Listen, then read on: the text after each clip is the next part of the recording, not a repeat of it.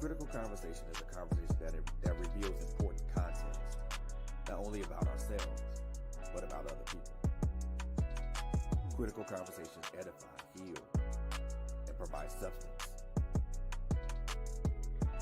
Join Latanya Harris Gooden as she introduces us to critical conversations right here on Trailblazers Radio.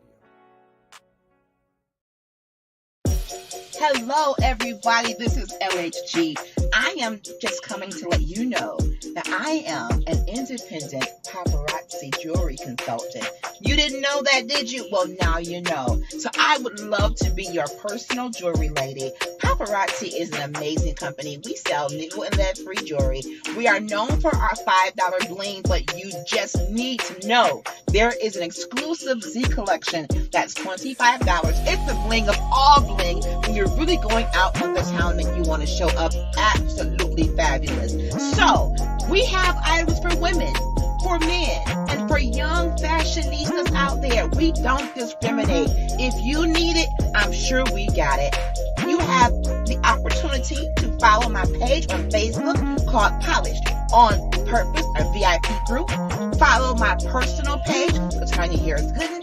And I have my own website that is at your disposal 24/7. So many ways to shop. So let me be the one that makes sure you are accessorized the way you should be. Because I want you to be polished on purpose. My mentor always tells me, when you show up, people are checking you out. They're watching you. So why not be polished? Be poised. Be purposeful. Glam it up with pop, honey. I got what you need.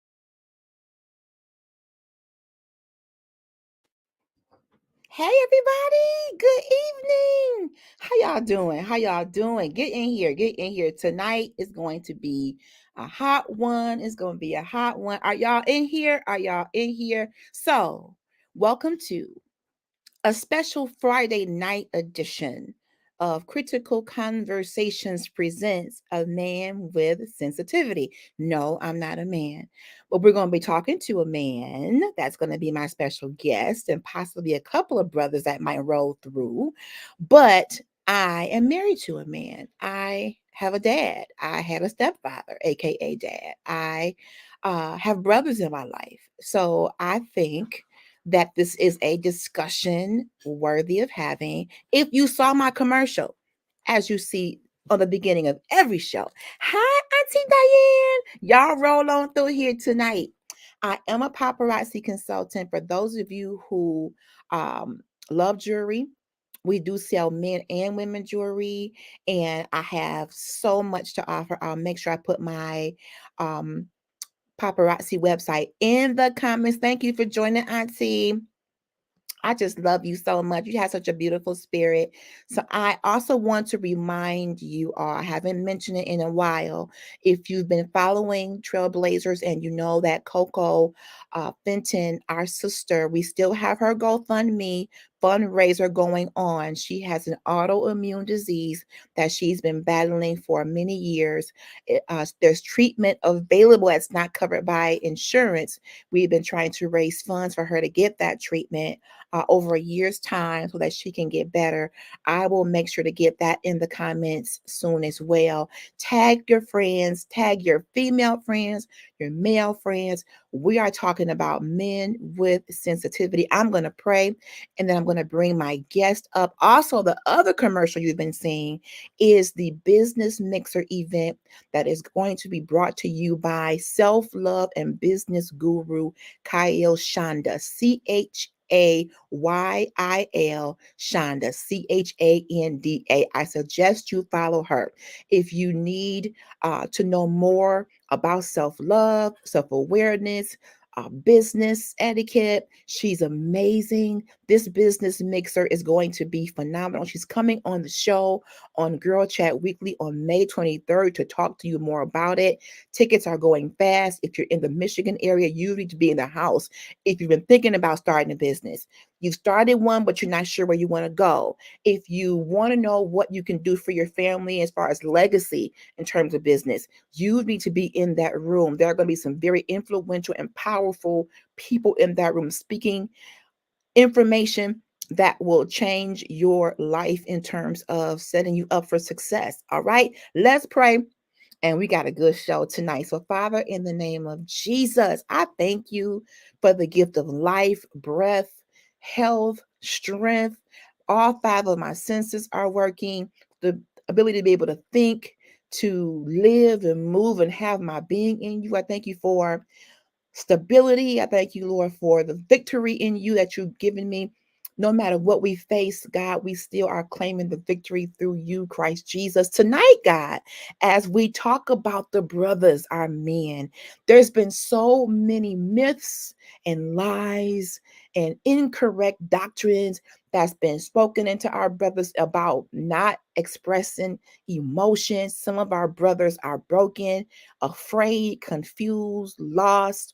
And tonight we talk about the fact that you made us as humans and emotions can be male or female. No one should have to cover up how they're really feeling and try to maneuver in this life emotionless like a zombie. So God, tonight let something be said or done that brings freedom, that brings healing, that brings peace. Let us have this conversation and be open to other perspectives, open to people's stories, so that we can start to address the emotional avoidance that's been happening in the male community. So I give you praise and glory and thank you for my special guest coming in Jesus' name. Amen. Let's bring the special guest. Simone, you in here? Simone, get in here, girl. Y'all got y'all water. I done added some red to my water. Woo, hoo, hoo, hoo.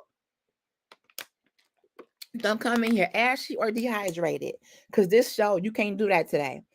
LHG is in the house, Simone. So, ladies and gentlemen, okay, you gotta turn yours down, Mr. Good.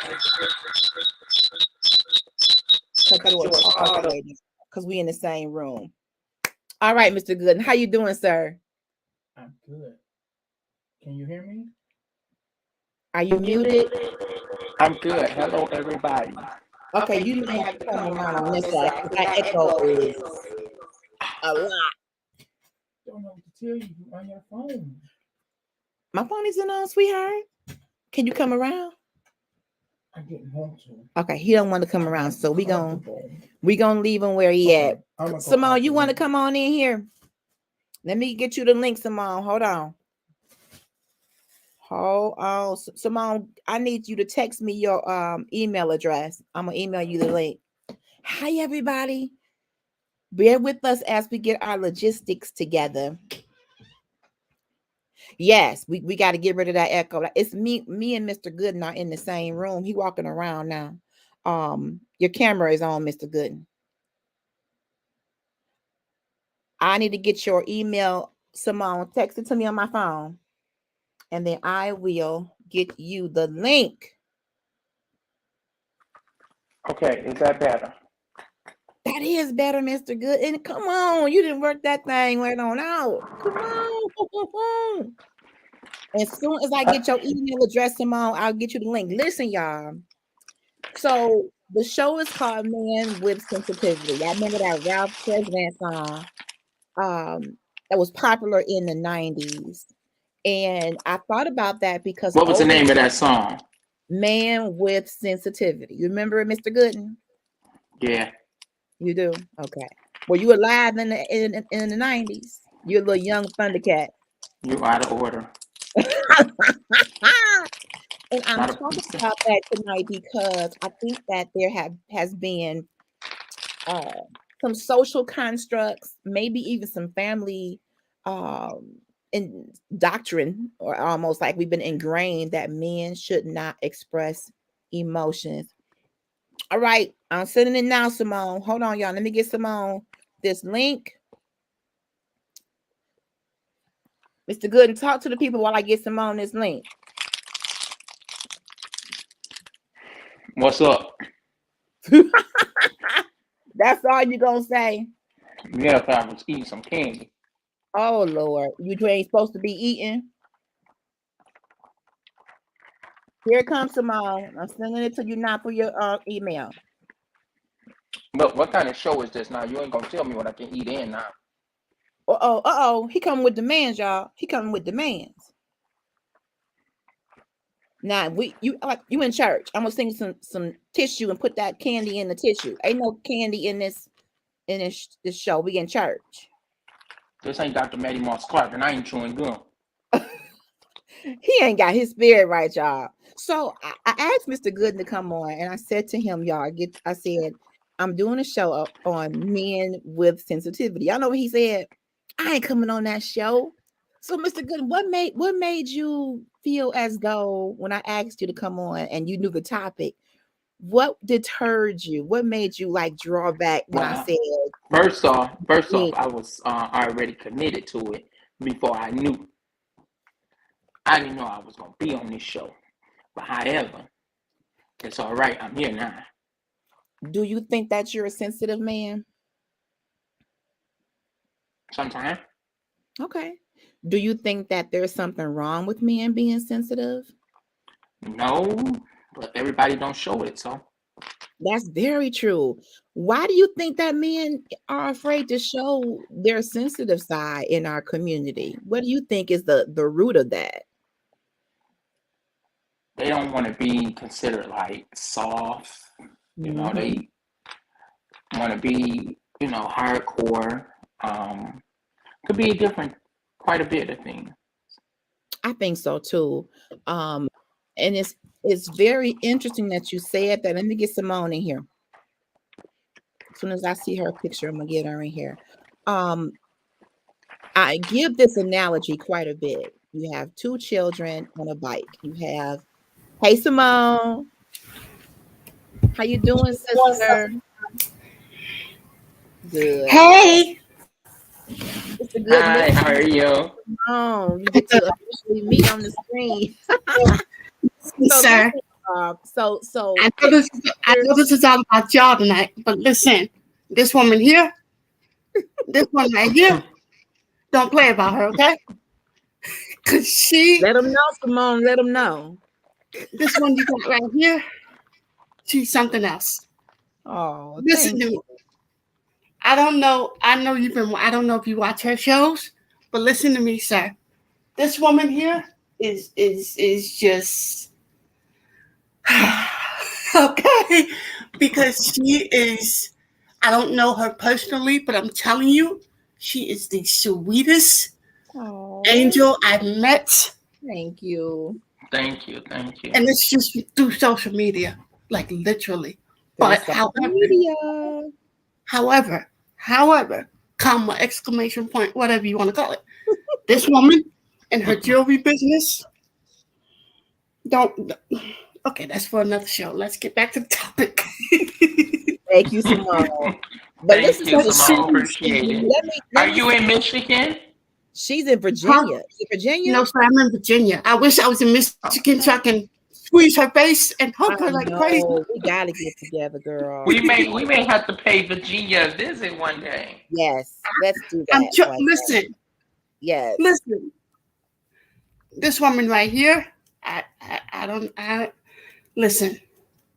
The Lord has blessed you and highly favored you. Okay, if you Oh, haven't noticed that already, the Lord has highly favored you. Okay, thank you. because You're so sweet, girl.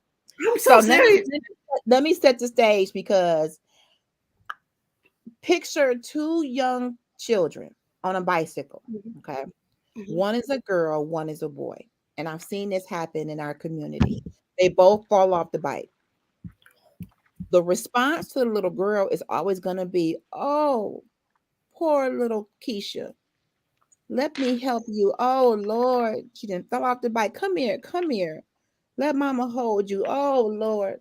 And the little boy is going to be, shut up, Junebug. Get up off the ground. Get back on that bike. Don't you shed not one tear. I Not don't one. care. Hey, Lily, I don't care that you're bleeding, the bones coming through the skin. You a boy. Don't start that crying. Shut up that Man, crying. And unfortunately, they the same age, right? They just got off the same type of bike. One, the little boy can be even more wounded than the other. But because he's a boy, there is this overall ideal that he should be tough. They both in pain. They both screaming. But the little boy is going to be told, get up, wipe your face, get back on that bike. Bones sticking out and all. And the little girl is going to be coddled. And that's how we introduce this idea to men that no matter how much you hurt, don't express it. The masculine part of you has to be suck it up, dry your face. and And you I know, want I about want to that. Go add ahead. something. You know what's crazy about that? I think because in nature, naturally, because the way God separated us as male and female, Mhm. He created us as nurturers and as, I guess you want to call it, toddlers. Maybe, maybe not. So Okay. we're used to, oh, poor baby, it's gonna be okay. You Mhm. you gonna heal in a few days. It's gonna be okay. And then Mhm. for them, because we're not we're not technically supposed to be teaching men how to be men. Mhm. We're now we're in the position to where we have to just say, tough up. Oh well, you Right, got it. right. Right. Right. Because we're not supposed to be in a position to raise men or Mhm. teach men how to be men. Mhm. Mhm. So because, like I said, we're nurturers. So Right. when it comes to our girls or our women, we're Mhm. like, oh, poor baby. When they hurt, we hurt, of course. Right. So we're like, oh God, she's in the hospital. I can't take it. Help me, Lord. You Mhm. know, all the dramatics come out. Right. But when it's Right. him and when it is them, we're just like, Yeah. boy, if you don't Yeah. get yourself up off that floor and go Right. on about your business, But we deem emotions as a female phenomenon and not a human experience. that's true. That is The true. emotion, oh, and there's this myth that all women are emotional. They're gonna cry. They're I gonna mean, want. because naturally we are. We can be. We can be. Naturally we are. But we have to Because allow again, ourselves to because be we that are way. nurturers. We are. We're made to nurture because we birth human beings. We're made to nurture. We are. So naturally we are going to be emotional. But guess what, though, Simone? Some women don't have a nurturing bone in their body. Let's just be honest. Even though we as I women agree with that. we were designed that way. We give birth. We bring forth life. But many of us as women, we don't even know how to nurture, and it And can that, come from our childhood. Now yeah, I was let's just go a going to little say bit that. deeper. I was Let's just go. getting ready to hit on that. I was going to So say that sometimes some things happen in our life to where yes, we lose all emotion, we lose all feeling because, yes, like again, a lot of things happen to us at one time. So yes. it puts us in a place to where we're just like, oh well, I And got no more tears. if you are a little boy and in your house they told you to be quiet, don't cry, then what else you gonna do? Get a whooping because you're crying? You gonna not cry? Yeah. You're Or being as trained to mama said, for it. as mommy says, I'm gonna give you something to cry for. Listen, I done heard that myself. I'm gonna give you something to cry about. Stop that crying before I get. because Ooh, Lord. like a lot of things happen and we end up in a place where we just like emotionless, especially if you have a lot of death, a lot of trauma, a lot of all that stuff, and it hits us at one time, and we just left at a point to like you literally see us at funerals just Right. Another example is we want to cry but we can't get it out. right. Like That's true. inside we literally want to cry, but it's like it's not gonna show Right. physically because it's like Right. we don't know how A to. Facebook post where there was a man and his son, and he was kissing his son on the forehead, and then the man's father was above him, kissing him on the forehead. Why that post was so controversial? Because we don't typically see men, even family men, kiss each other. I There you thought go. it was the most precious moment. It was 3 generations: granddaddy, daddy, and son in Mhm. one picture showing affection toward each other. Why did people in that post turn that into some perverted moment? Because they're It's not used to, horrible. like you said, they're not used to men showing They're not love. used to that. They're used to us doing it. Always the mama. So, Always the mama doing the kissing. Always the mama, mama doing the auntie, twerking. mama, Yes. whatever, Yes. sister. I'm gonna say this, and then I'm gonna let Mr. Gooden respond. I feel like if we gave love equally to sons and daughters, allow sons and daughters to both show emotion, and we address them individually, not just feel mommy is the nurturer, daddy is the disciplinarian. If we balance this out, I think we would have more well balanced, emotionally sound children and therefore adults. See what I mean, Mr. Gooden? See what I tell you? You see this? You see? We got to balance it out This because is we are perpetuating that. We are making boys feel like you got to be hard. You got to be the Thundercat. You got to be Voltron. And I get that to a point. And part of it could be because men are the providers. yeah. They're the hunters. They're the Mhm. ones who are responsible for the family. And we're gonna get to that. That has a place. That has a place in child rearing. But when these kids are brought into the earth, I don't think it's fair to deny them affection because of their gender.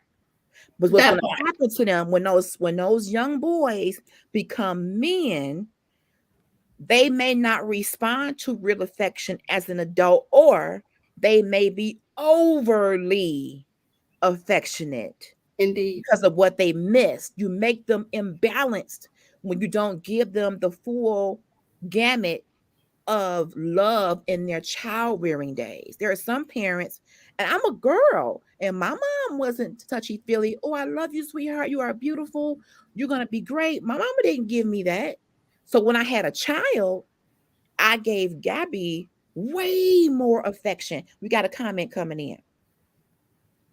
It's crazy, but my husband kissed both. I thought about y'all actually kissed both our son and daughter, and now I love it when my grandson kisses his daddy when he is on the way. He's on the way to work. It is so precious, Felicia. It Mhm. is. Both sons and daughters need the precious love of their parents. They need to feel that from mommy and daddy. You don't Mhm. want mama to be seen as the kissy one, and daddy is so hard. Don't bother your daddy. He just came home from work. Don't hug him. Don't kiss him. Leave him alone. He's tired. Leave him alone. They need they need equality when it comes to affection. And I mean, I'm going on the line here. NJ. And then when hey NJ, I almost feel like we do our kids a disservice when we separate. Mom can only do this, dad can only do that. Now what happens when the kid don't have mom and dad? Yeah. And then Yeah. mom has to be both nurturer and disciplinarian and take them to the football game. I just feel like that affection is what helps create a well-balanced human being. They're learning how to love. They're learning how to apply love to the right people in the right ways. So if you have father in the house, but he's not, you can't hug him, you can't kiss him, you create a wall. And now in their mind, I'm a boy. I should never be affectionate to another man, whether it's my dad, my own son, my pastor, my whatever. You create this barrier. And then when you grow up and you see these young men in the streets and they feel like they got to be overly masculine, you got to be hard, you got to carry guns, you got to, hey, you got to show your roughness, you got to be a roughneck. But what's really going on inside of our young men? There's probably some anger. There's probably some pent up frustration, some misplaced emotion. Let me know if you're coming up, CEO. So I got another comment coming in. NJ says, the children need well balanced love. But how many of us received? Come on in, NJ. Receive. Did we receive? Can we give what we haven't received? Absolutely not. It's difficult sometimes, but not impossible if we want to. I still give my daughter love, affection. I didn't get a lot of it growing up. Let me be honest. No shade against my home. I had all the necessities that we needed in our home. I love my parents. I love my stepdad, aka dad. Rest in peace, Papa. They did the best they could given the mindset they had at the time. But mama was so tired coming home from a job that beat her down. Okay. Sometimes the lack of affection can come from the fact that you're so beat down that you don't really have it to give. But guess what, parents? Yeah. Don't penalize your children for what the world is doing to you. Yeah, and you can't pour from an empty cup either. Come on. So if you don't have that love in you, then you can't give it to the world. That's why he said, I've given my only begotten son. That's all he had. You gotta be hooked up to the Lord. A lot of us parents never healed from their childhood. Yes, no, that's true. That's true. A lot of us never healed, but those of us who are believers, okay, we have a God who can fill those deficits. And if anybody has been watching me and watching my show from the beginning of the 6 months where I started, I spent some time talking about my trauma. But then it hit me. Yes, I had the trauma, but I had some good times in my home too. I don't want to always give the publicity to the bad stuff. Did it hurt me? Yes. Did it scar me? Yes. But because I didn't get certain things in my home, it made me say, when I do have a child, he or she is going to know I love them. I want to be tender towards them. The parents, you're the first glimpse of what love looks like. They don't even know God yet when they come in the world. God created them, but they don't know who Jesus is and that he's the epitome of love. So guess what? Oh, Miss Diane, I'm so sorry. No. So sorry your brother passed away. We are praying for you. Love you. And I will be after the show. Praying. Oh, sorry, Miss Diane. Oh my God. Oh man. In the world, y'all. This is another reason why we gotta show love. And I mean show it on a consistent basis. Thank you, Nakori. Nakori gave her condolences to Miss Diane. That's why I love my listeners and watchers. We are loving people.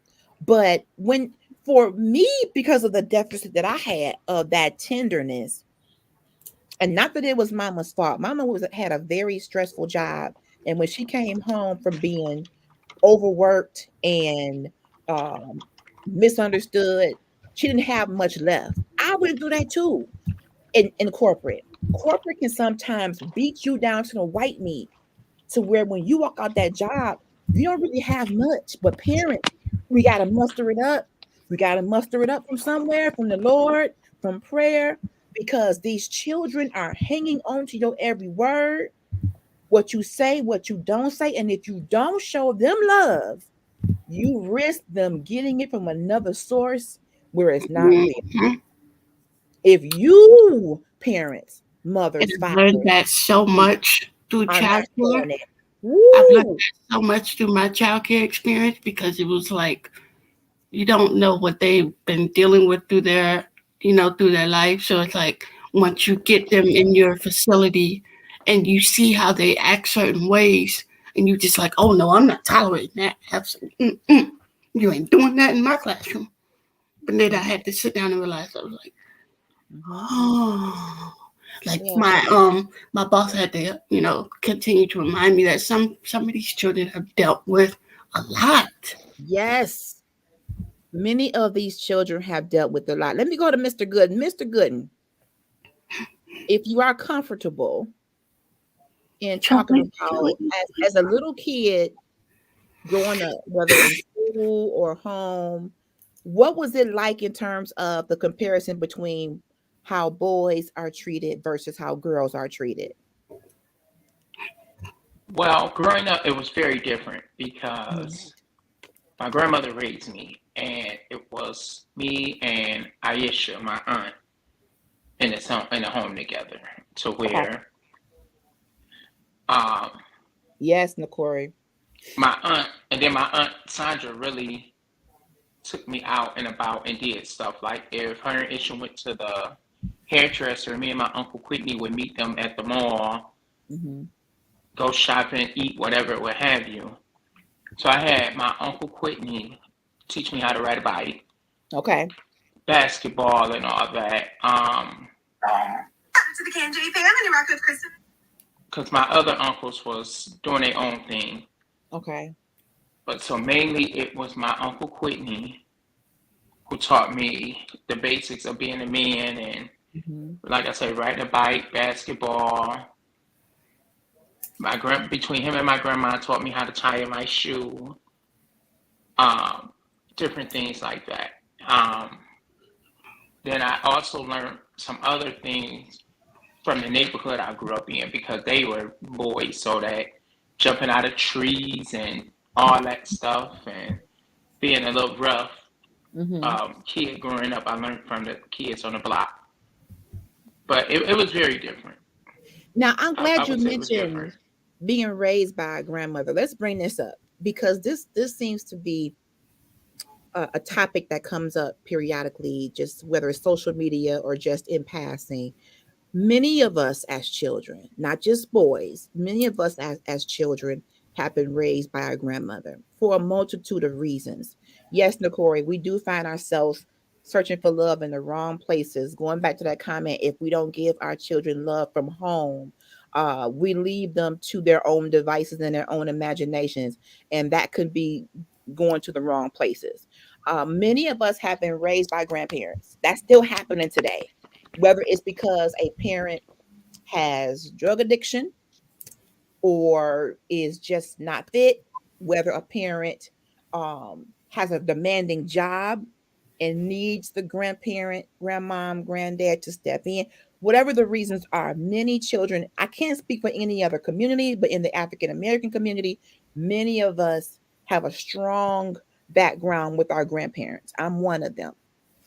It has been said, I'm not saying that this is true, but I'm going to put it out here in the atmosphere that if a man is raised by a woman, grandmothers, big auntie, cousins, that he is more susceptible to a more sensitive behavior because he's been around all women.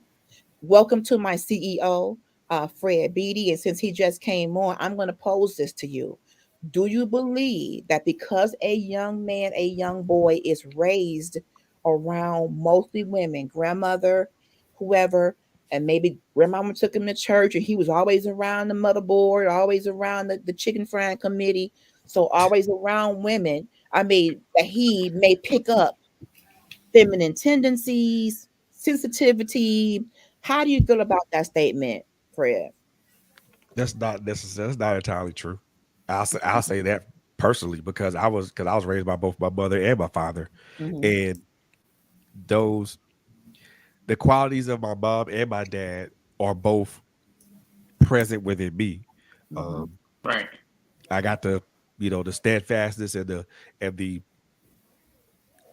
hard edge from my father, but also the softness and the caring and compassionate part of me from my mom. But also I personally saw my father show compassion and show caring for other people. So watching him do that for other people as well, do that for other people and everybody and other kids in the neighborhood, especially when we were playing baseball in the park. Oh my gosh, it was to see my father at work, with being just as compassionate and caring with other folks' kids, but also showing us the same thing, compassionate, love, and caring.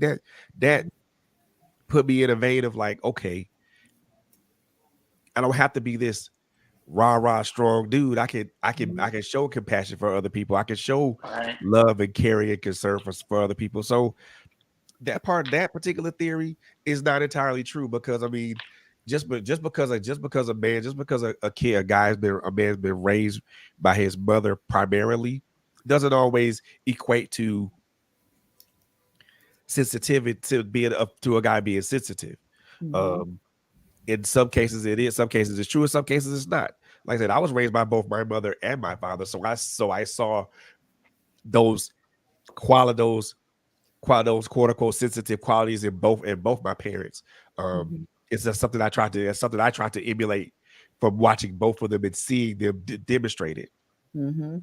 That's good. Now you made a good point when you talked about your father and having those moments in the ballpark. Those tender moments are necessary between father and son. Going to the park, going to get ice cream. Children in general, need to be able to experience those tender moments with their parents. Now, my take on this, as a single mom raising my daughter prior to getting married, I've been blessed to have two of the greatest godparents for my daughter in the world.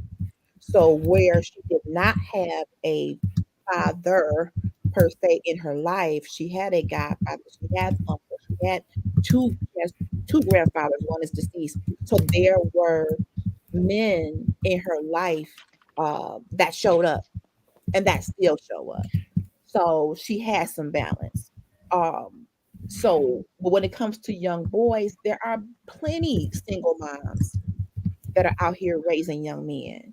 And as Simone said, no, we can't teach a boy how to be a man, but what we can do is surround them with people that can help in that area, be it an uncle, be it a pastor, be it someone in the community. And this is going back to community. And this is going back to the village concept, where if you see a need, you feel a need. But we are so siloed. Everybody in their own space, on their own. Don't talk to me. I'm not helping you. You ain't got to help me. It's me against the world. The times have shifted where the village concept, and I talked to my husband about this. My husband got about 275 aunties. Wow. Exaggeration. But only 5 of them probably are, or 3 of them, 2 of them are actual family. But the point is, there's people who love him, have loved him from, his infancy, and became, in our community, y'all, I can't speak to nobody else. In the Black community, auntie is a big thing.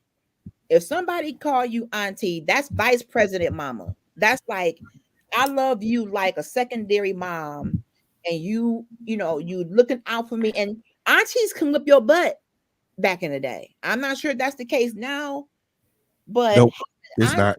It's not. Nope. That's important, because whatever mama couldn't do or grandmama couldn't do, auntie would get a hold of your tail and light you up, and you make it when you get home. I don't know. I don't know, because I do have that one aunt that has with me.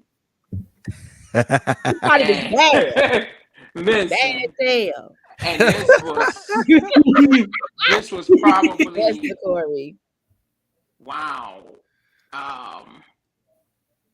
Had to be about maybe 16, 17. Mm-hmm. And Yes. may her son rest. Rest in peace. We were up playing the game probably to about 2, 3 in the morning. And she thought I was gone. And I did tell her, Auntie, I'm gone, and ended up being at the house. And I got in trouble because she said I told her a lie. And I did not leave. I was there. I called my mom and told her where I was, but I stayed at their house all night. We played video games all night long. When she got up to go to work that morning, me and her son was still playing the game. So yeah, she did whoop me. Okay, and I call her auntie. Yeah. I still call her auntie to this day. So, so question. Butt whooping. Go ahead, Simone. She thought you left the house, but you didn't. Yeah, leave the house? I told her I was leaving. I said, "Good night, auntie. I'm gone." That's good. When she went upstairs to her room, I went back in the room with her son, and we continued to play the video game. So you pretended like. And I got in trouble. Got it. But when we're talking, my mother didn't do nothing. I'm like, dang, it's my aunt. And I believe that my husband is very sensitive. And that's one of the things that I actually love about him, because my stepdad was sensitive. Now, here's the thing. Not every woman can cohabitate cohesively with a sensitive man. Growing up, and without going too deep, my stepfather, he was in tune to his emotions. He had no problem crying. You know, he felt everything very deeply, very loving. We had moments I couldn't stand him, may he rest in peace, but God. Intrinsically, he was a emotional kind of sensitive guy. My mom, on the other end, is a very strong, very aggressive, assertive, take charge, control the show, take care of everything type of woman.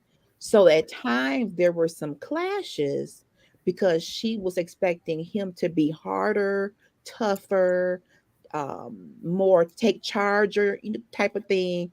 And it was kind of an imbalance. So when my husband and I got together, first of all, we've been knowing each other since we were children. So I already knew that Mr. Gooden was sensitive. And I liked that about him. Then he was also very kind-hearted. He was the kind of young man that will open doors for you, watch out for seniors. And that's been his way since he was a kid. He's still like that now. He may not admit to being sensitive, but if he sees something or feels something, yes, he may cry. When he got the news about his grandfather, yes, I'm like, let those tears out. That's the man who stood by you through a lot of your lifetime. So I believe that we sometimes as women make men feel inferior because they're showing emotion, and we feel that's reserved for us.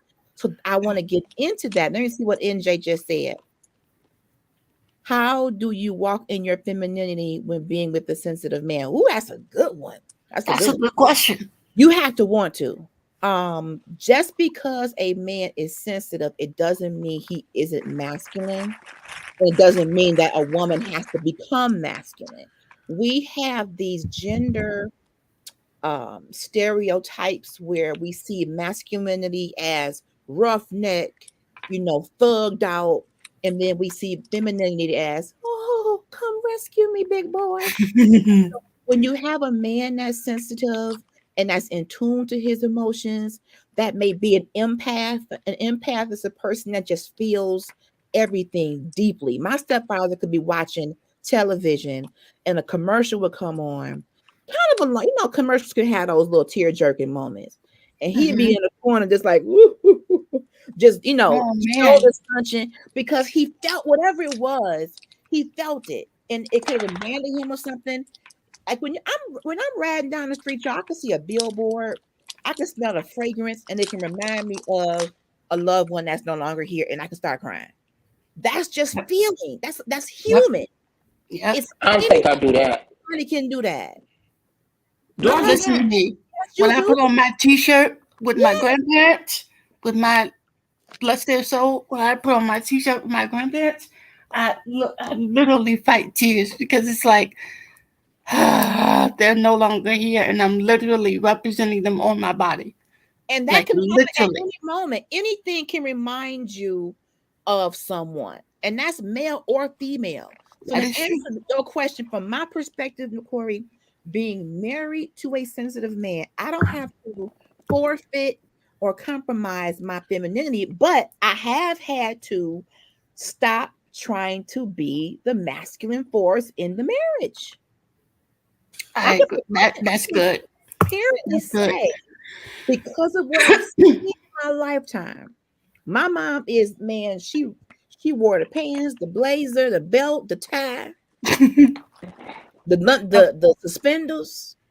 That's the kind of mom I have. Extremely, let's do this. This is how it's gonna be.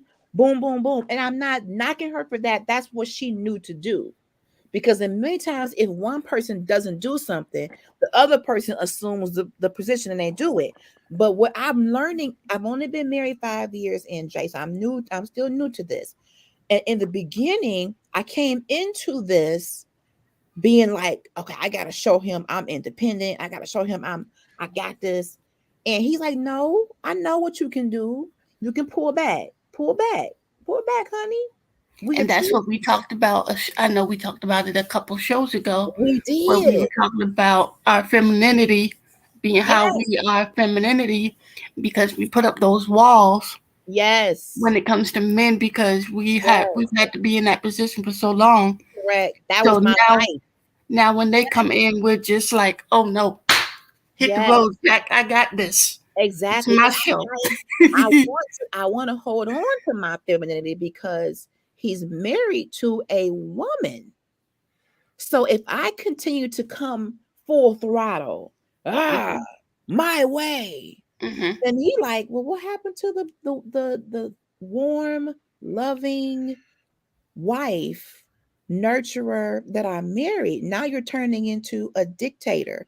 You're Mhm. turning into a man. Because again, we have been used to doing it on our own. Yes. So now we want to run the show, and Yes. we tell everybody else, hit the road, Jack. Yes. Don't come back no more, no more. Just because he's sensitive, that does not take away his assignment to lead. Yeah, Get that. Just because you're married to a sensitive man, do not snatch his assignment, women. the Corey said, let the You man and out of or order. husband lead. That's Let his him assignment, lead. not yours. Whether he's a sensitive husband or not, you're gonna have to let him lead in Mhm. whoever he is. So if you've married him with all this sense, and let me say this, you want a sensitive man. A sensitive man is in tune in most cases to his emotions and probably yours too. That part. But see, this here's the caveat with that, y'all. Okay, And let's I'm let's and do I'm it. go and I'm going and I'm going and I'm going to have to just say this because and I'm probably gonna get some pushback from some women, but it's cool. And but I'm finna You say it. ready for it, huh? Oh yeah, I'm He ready for ready. this. He stayed ready. Most women, Always. most women don't know how to deal with an emotionally intelligent dude. Most women have You're right. no earthly idea You're of right. how to deal with an emotionally intelligent dude.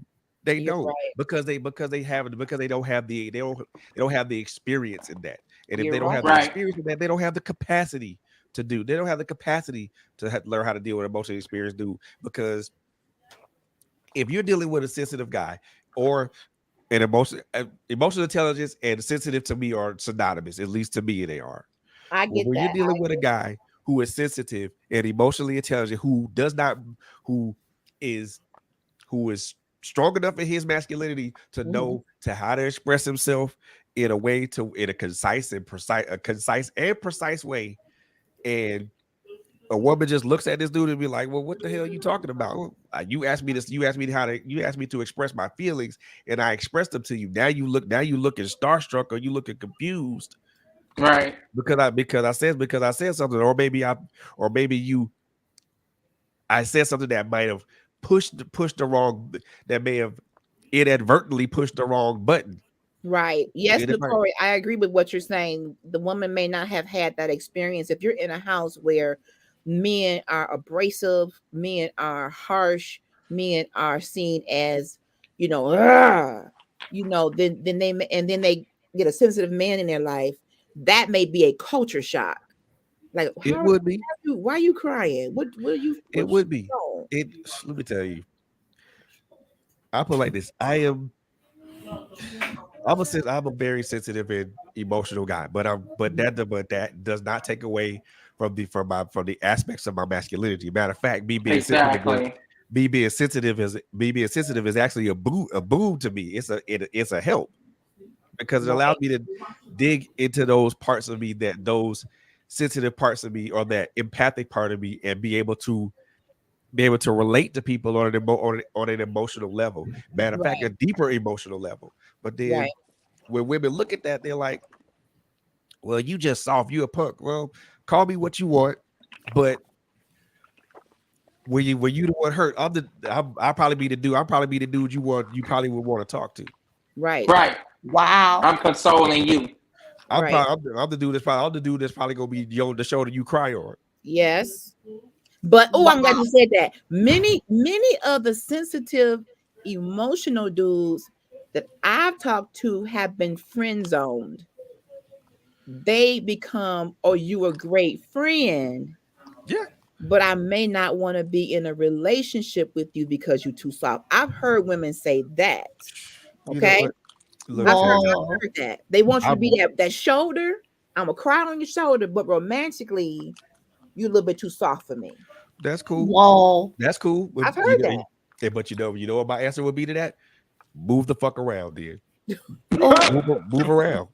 Well, Let we it Oh. dry. CEO. Well, all right. Move. See, I'm sorry, but it's got to be said, LHG. Move around. You don't want to. If you go friend zone me, move around. That's true. But let me You say know. this, Fred. You said, okay. I heard the part about being emotionally intelligent, and that's a big thing in my head because we were doing shows about that. Just because a person is emotional does not mean they have emotional intelligence. The Of course intelligence not. comes in where I'm acknowledging my emotions, I'm expressing my emotions, I'm comfortable in doing that. Now, some men, and I'm gonna put this out there, Preach. they may show signs of emotion, but the natural response for me is, "Honey, what's wrong?" And Yep. there are times, and I'm talking about this man in his bottom corner on the screen, he's having an emotional moment, but he's not ready to say why. So what See, I have to do in my yeah, own emotional intelligence, say, he's not ready, Latanya. Back off for a Yeah. minute. Because the and first step to loving him is to give him space. that's the thing. A lot of women don't understand. They don't get that part of it. If I'm having a moment and I'm not really speaking or not being talkative or anything like that, allow me that space to kind of analyze, put this into some words that I can put them in. Give me a moment to kind of put this in its proper perspective, and then come back to me. I agree with that, Fred. I agree. And we'll talk about it. That's why I say I'm so glad that I'm with the person that I'm with, because she knows that I'm a sensitive person, and that's the thing that she loves about it, because she knows I have empathy for people, but she also knows sometimes that empathy can get me in trouble. So that's why I'm glad I'm with the person I'm with, because she helps me reel that empathy in, especially when it has no place. Right. She balanced you out. There you go. Right. LHG does the same for me. Well, thank you, sweetheart. But I'm I think that goes. learning I think about that goes both ways. I think that goes both ways for male and female. Yes. Because we both, when we do have those emotional moments for both of us, we have to have that time and that space to say, okay, what is, like Ayana, whatever her name is, she says, sit in your feelings. Yes. Like to literally analyze and sit there and like, what is going on? Right. Like, seriously, like, yeah. And it goes, and I agree. Right. Because in those moments, if we don't sit and think about our feelings, a lot can happen. That's true. But as a Trust woman, me. Simone, as for me, I am a natural communicator. Mhm, I want to talk about it, and I want to talk about it now, mhm. because I'm not going to be able to rest until I know what's wrong with this man. Well, Yeah. So I'm learning, sometimes now wait the time. and I had to learn that, and I'm still learning that, Fred. I'm learning that because that's what I'm used to. I'm used Right. to, okay, I need to know what's wrong with you because I want to fix it. Nope. Women Because when we're nurturers, we're fixers. We want yes, to be fixers. I want him to tell me what's wrong so I can come up with a solution. But that may Mhm. not be my place Nah, to do that. We want not to at be that time. problem Not solvers. at that time. We want to be problem solvers. Not at Yes, that Yeah, time. because we've been able to birth you, so now we're like now we want to fix we're it. we're in that place of intimacy with you where Yes, we're like, Right. okay, what's going on? right. Because we gave you life Mm-hmm. in some form or another. We gave you life, so Mm-hmm. now we're still in that intimacy stage with you where we're like, okay, when you break down, we're like, yo, what's up? But sometimes, looking at the biblical standpoint of being a help me, I want to help. But sometimes help means back up for a minute. Yep. We can't Pull away. determine how to help gonna look, wives, girlfriends, well, wives, really. Mm-hmm. If you are dealing with a marriage and you're married to a person, and the Bible is saying you're the help meet, you're that rib. Sometimes that the help that you give, you have to tailor it to what that man needs in that moment. And if he needs a breather, now come on back to me now, Mr. Come on back now. Don't hey, now it's been 48 hours, bro. You good? Can we Knock go? knock. What's going on?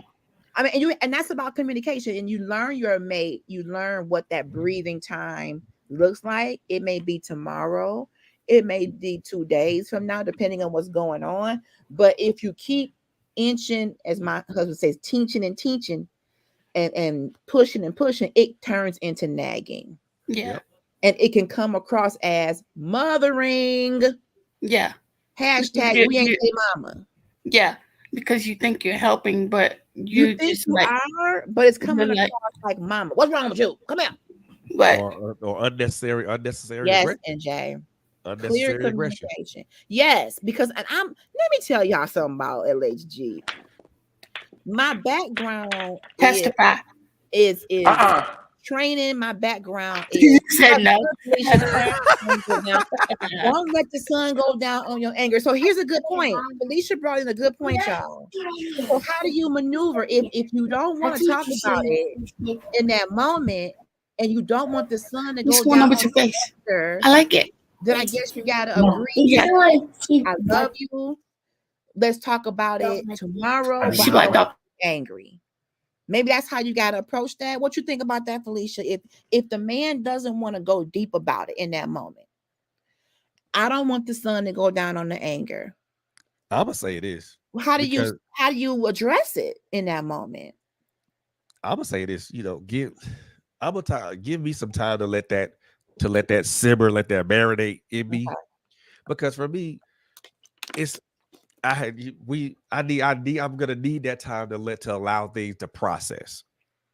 Okay. So if the sun goes down tomorrow and I'm still feeling some sort of way, then let me feel that way. But at the same time, I'm not gonna shut myself down. I'm still gonna be open to wanting Okay. to talk about it. But It was good. when I'm ready to speak on it, I'll I speak said on it. hey. When I walked in the door, I thought I said hey. Funny thing about Come on, My that, bad. mute your mic.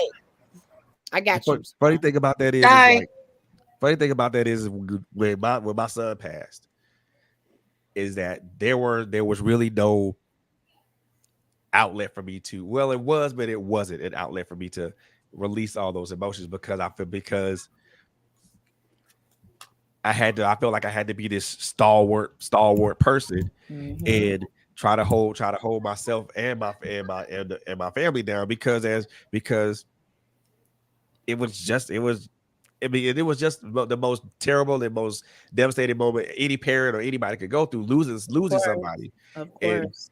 there was no outlet. I had no real outlet for my emotions because there were days where I wanted to cry. There were days I wanted to just be by myself and just allow myself to kind of process everything. But I didn't have a chance. I didn't have the opportunity to process because at that point, life still had to go forward. Life still had to move forward because I was like, I don't have time I can't take a time out for me to process what I'm going through because if I take a time out to do that, I'm gonna be looked at as being a soft dude, and all the dudes that all the guys that I was around called themselves quote unquote I'm a man's man. I don't like sensitive dudes. You being a little too soft for me, bruh. You ain't just experienced what the hell I just experienced. Right. That part. But look at this comment though. Nakori says, good question. Don't shut down and say nothing. So maybe the agreement has to be, Mr. Gooden and I, if this comes up, we're not gonna hash it out too far, but I love you. We agree to disagree tonight because should something happen and one of us don't wake up tomorrow, we don't want the last thing that happened to be an argument. Can you imagine having a really intense moment? God forbid one of us doesn't wake up. And then you have to live with that was the last encounter I had with him or her. I hope they knew I loved them. So if you agree to say, I'm not saying I don't want to talk at all. I just don't want to talk about that. But I love you. Let's agree to table this. It goes back to Nakori's comment. Clear communication. Don't shut all the way down. And sometimes in the sensitive moments, we, men and women, tend to do that because it's becoming overwhelming. Yep. It's becoming overwhelming, and I don't know what to do with these feelings. So now I'm in shutdown mode. So for me, if it's Mr. Gooden having that moment, I may have to say, okay, sweetheart, I feel like we should table this. I want us to have a good night. Let's have some dinner.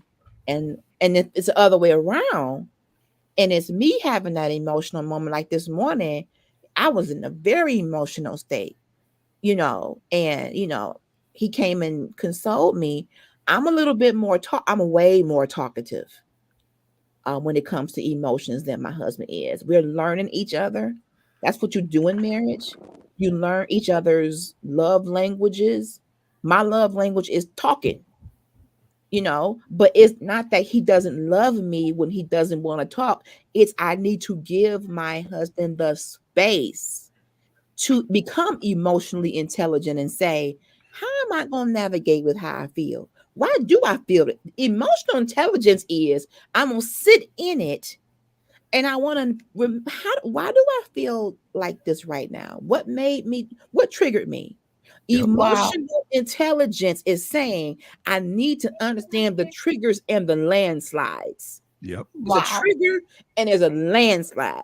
Something happens and is said to you that totally knocks you off your square and sends you into an emotional frenzy. That's a landslide. Ain't no trigger. That's something that's almost like an avalanche effect. So maybe the next day he may come back and say, honey, I've had a chance to sit in that. And when you said what you said, it reminded me of what happened to me 20 years ago. I don't know if you know this, honey, but I had this going on.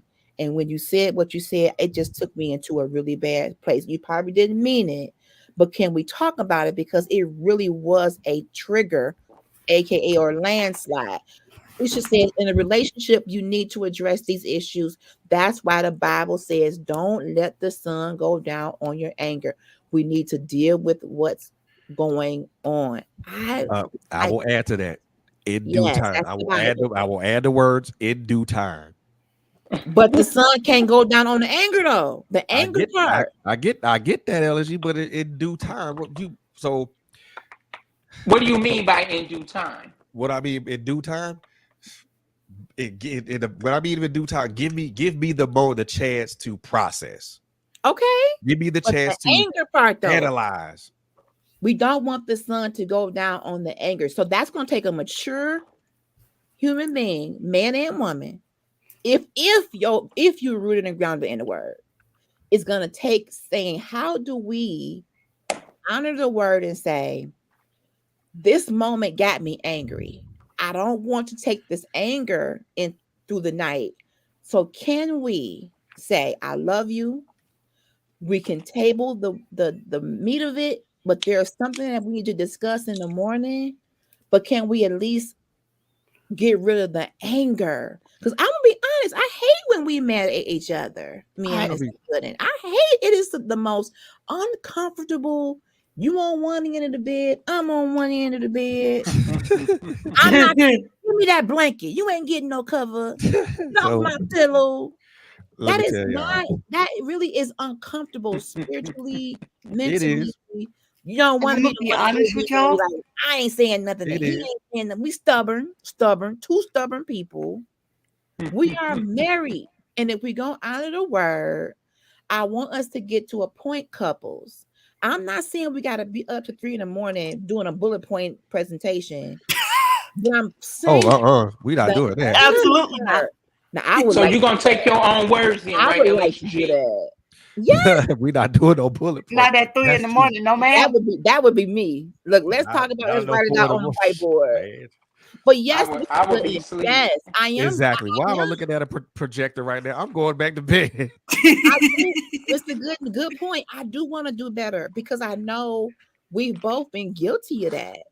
Like, we don't want to be the first one to be like, I'm sorry.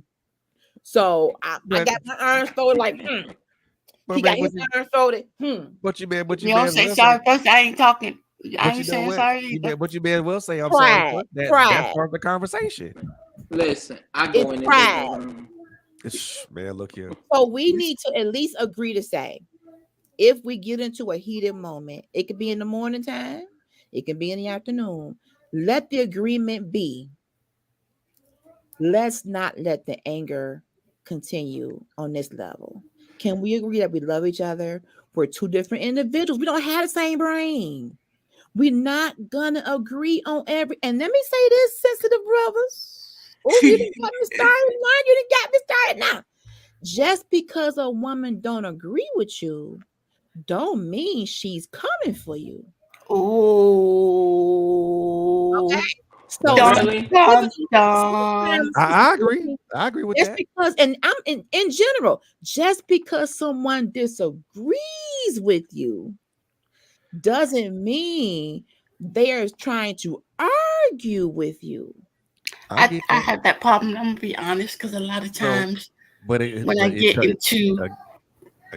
into a conflict with somebody, I feel like if I feel like if I get in a conflict with somebody, a lot of times I feel like they're attacking me because they're not agreeing or they're not hearing my side of the story. So I feel like they're not hearing me. So I feel like they're attacking me. Let me get to Felicia's comment. She says the Bible says, "Be angry and sin not." But if your anger is shutting out your spouse, okay, that's a good point. If your anger is saying, "I don't even want to talk to you right now," then that means when you're shutting them out, that's when it's turning into the anger. Wow. Okay, you gotta make an agreement and say, "Listen, I agree. Down on you. We gotta agree. It's the word of God." I agree. This is the word of God. And that's Bible.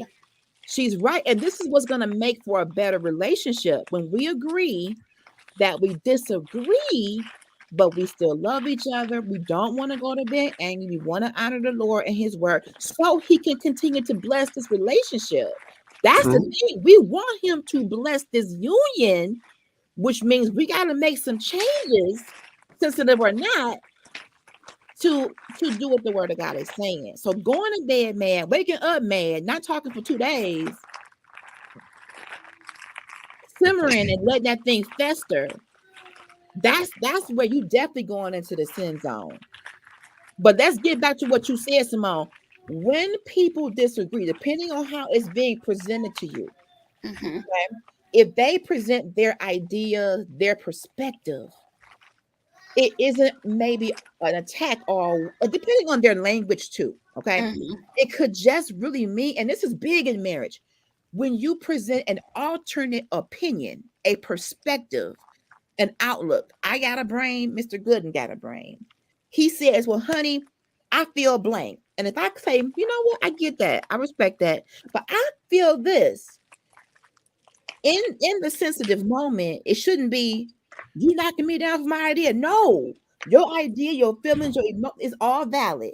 It's just that mine happened to be different. Shawan Jones, thank you for tuning in. The Bible verse says, "Be quick to hear." This is good. Slow, y'all bringing the word tonight. Slow to speak and slow to anger. It's important that we be mindful that words. Ooh, They do hurt. Indeed. They hurt. words hurt. Indeed. Yes. And What is it? Proverbs 18:21.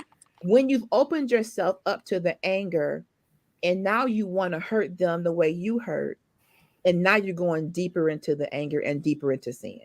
See, I want them to hurt. I want them to hurt how they hurt me, and now I'm gonna make the lowest jab that I can come up with. I'm guilty of that, and I apologize, Mr. Gooden, because in that moment I wasn't quick to hear. I wasn't slow to speak. I was slow to hear and quick to speak. I flipped it. And I'm gonna be honest again. That's how I am in a lot of instances. And we being honest tonight. That's why we do these discussions. I am a lot real. of times. A lot of things. I know we've heard this. But I think it goes. We want to hear in order to respond. I think that's how it. Rebut. Yes. I get my rebuttal. Listen, I be like this. But I want this. Ready. One. Read Yeah, this. yeah, Come ready. on. And when I say I'll be ready for a Mr. comeback, when I say I'll be ready for a comeback, you just go. It's just like I'm trying every day to learn that a lot of things don't need a response. Come on. When I say I'm trying to learn Girl, you are in my deliverance package. Come on. Because a lot of things you pick your, I could hear Felicia saying, pick your battles. And you do got to pick Everything ain't got to be a battle. Everything ain't worthy of a clapback. Sometimes if you pursuing peace, and Mr. Good knows I talk about the pursuit of peace quite a bit. If you're pursuing peace, I'm listening to my husband, not to respond, but to hear him. How do you respect and love a sensitive man? You hear him out. You don't interrupt. It's like customer service. They teach us to try not to interrupt the customer. Let them get out their problems so you can understand what it is. Don't keep interjecting. Just let them get it out. Whatever it is, just and don't do double dutch. Oh, I'm about to jump in. I'm This is my part right here. Like double dutch, baby. I'm about to, as soon as he goes, I'm like, look, but that no. And communication is key. You're right. But Very when you so. are dealing with a sensitive man, sensitive anybody, woman, hear this is just a good practice, period. Hear each other out completely. Go have to. And I'm gonna even add this. We used to do this when I was younger, in communications class. When a person is done talking, how can you tell they're done? They will say, and I yield the floor. Or something like, now it's your turn. Because you don't know when they're done. But they can say something like a cue, like, okay, I'm ready to hear your perspective. And you know what's crazy? That doesn't exist anymore. No. We just say, are you done? Are you done? And see, I'm gonna tell y'all right now, that phrase right there. Now? That phrase right there. You finished. See, that phrase, those phrases right there will set a sensitive dude off. Really? Yeah. Are you done or you have the floor? No, are you done? Is you finished? Those two phrases right there will set a sensitive dude off. It's condescending. I mean, and I don't think it's just a dude. It will set us off too. Not just y'all. It will set us off too. Because we especially when I've said it. I've done it. when we're in a deep Get nowhere. conversation You and we're done? trying to get our point across, and y'all like, are you done now? Exactly. Like we're literally pouring out our heart. It's not the That'll greatest. Either one of us, that'll male set or anybody female, off. we're But literally you have to pouring out our find one heart. that'll work. Find one that'll work for that will sound better. Like See, I Yeah. yield the see, floor. for me, when I make my something point, like I that. just don't say I've nothing never else. heard that one before. I yield the floor. That's When I kind make of my point, like I don't say a nothing else. phrase. You don't, okay. That's the business. Mr. That's the Didi. business part of LHG, y'all. I yield the floor. That's that business part coming out. See, when I'm done speaking, I don't say nothing else. When I'm done Yep, making my I point, just I zip it like I don't say close it. nothing else. So you I just leave it alone. go silent, and then that's the cue for the person to say, Exactly. "Okay, I'm going to Exactly. go ahead." And that's good. Silence is good. I just sometimes people get silent for a minute and they come back with something else.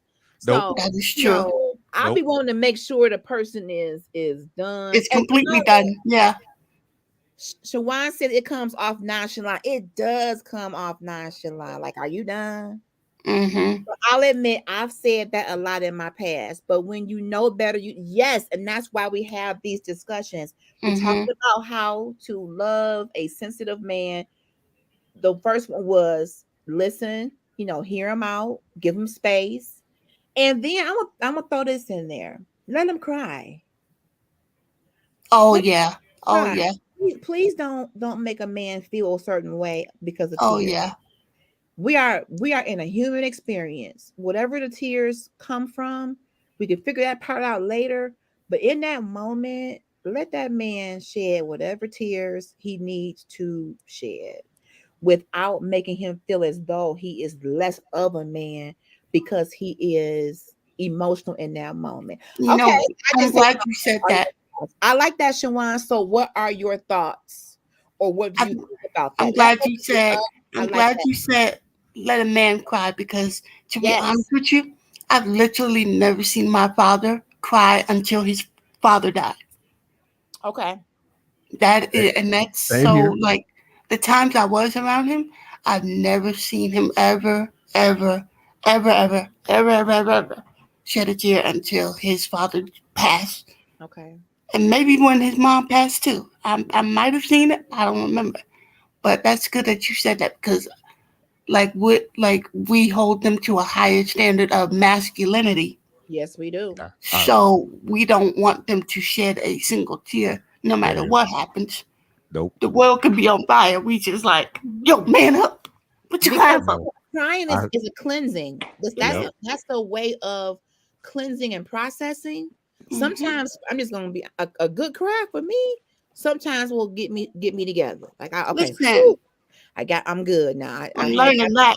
Had a whole moment this morning. This has been an emotional week, but it's like once I got it out, I'm like, I'm good. But when you don't allow that man to do that, where do you think that frustration and grief or whatever is going? Inside. Inside. Yeah. Therefore, you are more susceptible to mental turmoil. And I think it gets deeper every time they hold it in. The problem is that women have a tendency to devalue a sensitive man as being weak. Come on, Shawan. Let the church say amen. Strength to have a man that shows. That's the key word. Sensitivity breeds vulnerability. God has spoken. Vulnerability. It leaves you. Amen. That is do women want a vulnerable dude? 90%, absolutely not. 90%, 95% of 100. Not really. But for me, I feel like I'm not gonna change who I am, because I'm not gonna change who I am, or I'm not gonna change up my mode of operation just because to attract a particular person. I'm not doing that. Part. You go either you gonna take me as I am, or I'm gonna take you as you are, or we not doing this. But let's go a little bit deeper. As I am. You better say, Simone. A woman may not be with a man like that because a lot of women aren't even self-aware. Oh, many of us have been so many of us have been so jacked up, and we've been so If you haven't become self-aware of who you are and your own emotions, your own triggers, your own landslides, you're not going to be able to cohabitate with a sensitive man because you haven't even touched your own sensitivity. You're not emotionally intelligent to say what's going on with you. So if you can't get you together, then how you're not gonna understand him? It's gonna be foreign to you. Why are you crying? Why are you?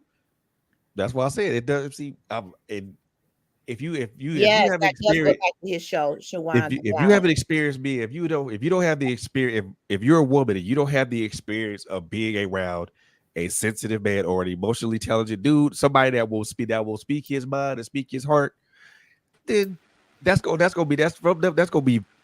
be very foreign to you. That's gonna be very strange to you. That's gonna be very that's more likely gonna be very frustrating for you. And that's one of the reasons why a lot of relationships suffer, because it takes more than love. So here you You gotta are in a communicate. relationship, in a marriage, where you may love each other, but you may not even understand or truly know the intricacies of a person's past, what triggers and landslides exist. And if you're not communicating, what is it based on? Not only does it take more than love, but it takes more than intimacy. Like, I'm You gotta go actually talking deep. about physical intimacy. You gotta be willing to talk about things, couples, people of the universe that may bring that lump in your throat. Okay, sensitive man, I'm talking to you tonight. So you feeling all these emotions, they need to come up and out. Because if they don't, they're going to manifest themselves in other ways. And yes, up and out. You need to regurgitate. You need to let that stuff out. Yes. Listen. I thought of a couple. Comment here. That's a whole other show as to why so many women are operating in masculine energy. It comes from women taking on roles. We talked about that. You spot on. That require them to be the man when no man is around. Single moms, bosses. It's when we come into to a marriage already in that mode of wearing the pants, it transfers into the relationship. Now that sensitive man is feeling like you are what's the word? Demeaning, degrading, demasculating. Is that a word? Demasculating. There it is. And we do. Because that we've been operating out of order. For a long time.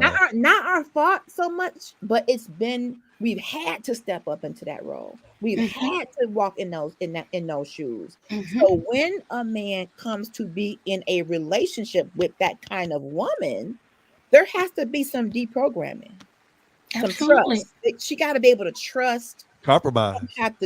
And compromise. Yes. Absolutely. We got to knock down those walls. Absolutely. So because again, like I said before, we have built up those walls because we've been in that space for so long. Right. We have built up those walls. We have gotten them up so high. He's trying to climb over them. He can barely climb over them. We've been hurt so much. We almost want to hurt you before you hurt us. I'm going to go and take you down before you jack me up. I'm going to go on and knock you out before you knock me out. I've been wounded so deeply. I almost expect you to walk away from me. That part. But see, that's not good either, though. That's not good either. Horrible. But the way I look at it is like, so if you expected me to hurt you, but your defenses are already up, and I haven't even made a move yet. I haven't even made any type of aggressive move to even destroy your defenses. The only thing I want to do is just love you and care about you. That's what trauma because and again, low self-esteem can those do. Walls. We built those walls. We built those walls so high. We expect y'all. We trying to get y'all to climb over them. Y'all can barely climb them. Listen, and now we putting these expectations that are so unrealistic that they're set up to fail. See, I knew you couldn't climb over that wall at Mount Everest. I knew you couldn't get up that high. I know it. I'll put it like this. I'm only climbing as high as my limitations will allow me. See, come on. I'm only climbing as high as my limitations will allow me to. If you are not going to you're not going to open yourself up to me, and allow me to at least vulnerability. There's at least open up. experience you in a at least experience you in an emotionally Yes. intimate way. Yes. Then what did it doesn't really Without make a fear. difference for me to try to build because I'm not I trying to agree. because I'm I not think trying now, I not think trying to now destroy nothing. this generation is so focused on the sex that we don't really worry about the mental and emotional capacity of a relationship. But see, Right. but the funny thing about that is said, but sex is also an emotional and physical That is exchange. true. It That can is be. true. We got a comment here from Mr. Abston. He feels that understanding a sensitive man takes a lot of work. Yes. For the woman and the man, because I feel like a man needs to be able to speak his mind without consequences. Woo! That part. Absolutely. Let him speak his mind without trying to Without rebut repercussion. or emasculate the emotions. Just let him speak what he needs to speak and sit in that. I agree with that wholeheartedly. It's either both or the moment someone says that I'm too soft for being sensitive, stuff like that. It's for me. It's you going down, Mr. Gooden? No, my phone is dying. Okay. Well, thank you for joining us. I'm charging it now. We're good, I think. You good? So I'm finna get ready to eat me some dinner. Have you some dinner, Mr. Gooden. Thank you for being on tonight. Have a good night. I'll be back again, y'all. Please. Thank you. See, for me, the moment that you devalue my the moment that you devalue my emotions, it becomes to the point for me where I'm just not gonna be. I'm not gonna be. There you go. I'm not gonna be attached. I'm not gonna be engaged. And you're gonna shut down. Well, let me not shut down all the way, but down. certain aspects of me are not gonna be open. Right. To you you're at gonna that be point. extra guarded. That's when you have those extra guards. Right. I'm not gonna do that. I mean, and I'll say this, y'all, as I've gotten older, I'm learning more about my sensitivity and my emotional intelligence. I'm learning to be a lot more discerning of how people talk to me, how people speak to me, how they address me and stuff like that. The one thing that I told my ex-wife, well, that told my ex-wife is that, look, if you want to communicate with me, talk to me, not at me. Yep. That's true. So she said, well, what's the difference? Talking to me it's a very big difference. But she act like there wasn't a difference. There's a very talking to me is like being intelligent and we having a normal conversation. Talking at me is yelling and screaming. I'm at the age right now. I won't even say the age. I'm at a point in my life right now where conflict in a relationship, man, please. I'm not even finna engage in that.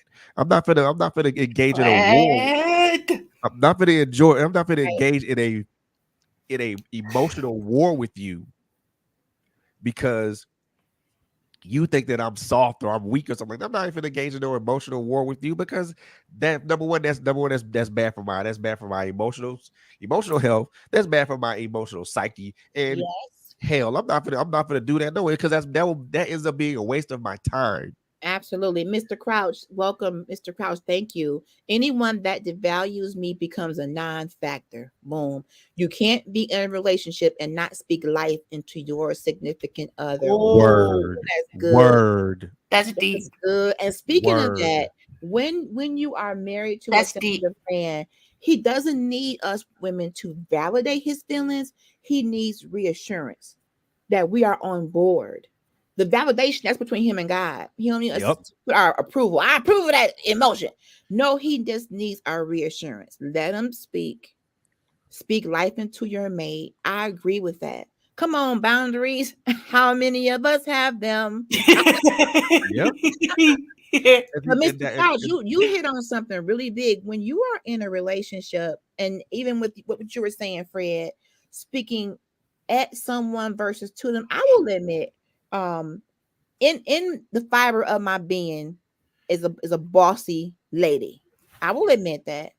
And there are times when I know I'm being so direct that it's way too harsh.